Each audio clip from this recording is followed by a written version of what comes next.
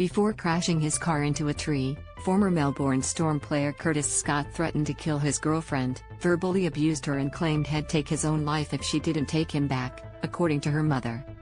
The former Storm and Raiders NRL center, 24, is contesting 6 domestic violence charges including reckless choking, assault occasioning actual bodily harm and intimidation. He also denies 3 backup charges. The mother of his now ex-girlfriend told Downing Centre local court on Tuesday she overheard a phone call between the pair on March 31, 2019, in which Scott repeatedly abused her daughter with the words slut and c. Read more. John Farnham's shock cancer diagnosis. If you or someone you know is impacted by sexual assault, domestic or family violence, call 1800-RESPECT on 1-800-737-732 or visit 1800-RESPECT.org.au. In an emergency, call 000. I personally heard 3 times. No other thirsty F is ever going to have you. I'm never going to leave you for any other thirsty F, Renee Clark said. He said, I'm getting in the car, I'm going to come up and F, and kill you so no other person can F, and have you. Clark said she heard only 80% of the nearly hour-long phone call as she was also taking phone calls from the Storm's therapist, who was trying to track Scott down. Eventually, Scott said I'm going to kill you, you see, before the Clark family heard Scott crash his car into a tree. They cut the call after hearing other voices. Clark denied she only heard Scott threaten his own life, or that she had a negative view of him at that time. I always felt very concerned for Curtis taking his own life. I always felt he was never ever going to leave her for anyone else on this earth, there were so many threats, she said. During cross-examination, Scott's lawyer presented a copy of a text message Clark sent the Storm's general manager of football, Frank Ponzi, in early April 2019.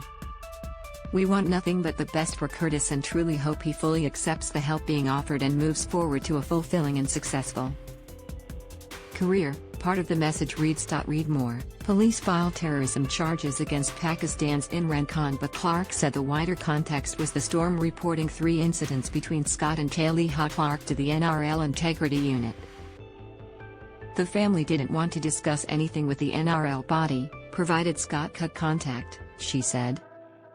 The Storm began providing alerts to the Clark family each time Scott entered Sydney, where he'd be located and when he would be released to free time so we could keep Tay safe, she said.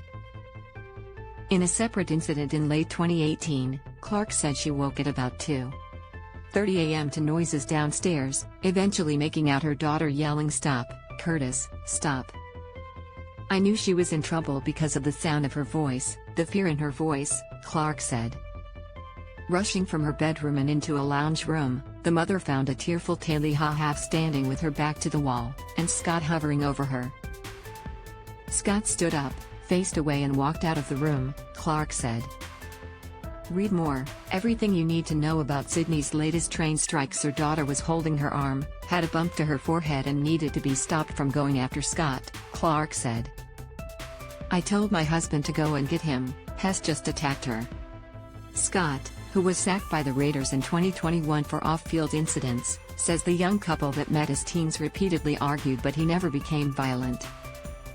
It is firmly disputed that during any of these arguments, or during any other argument during the relationship, Scott physically assaulted, strangled or threatened to kill the complainant, Barrister Slade Howell said on Monday. The hearing resumes on Wednesday. If you need help in a crisis, call Lifeline on 13 11 14.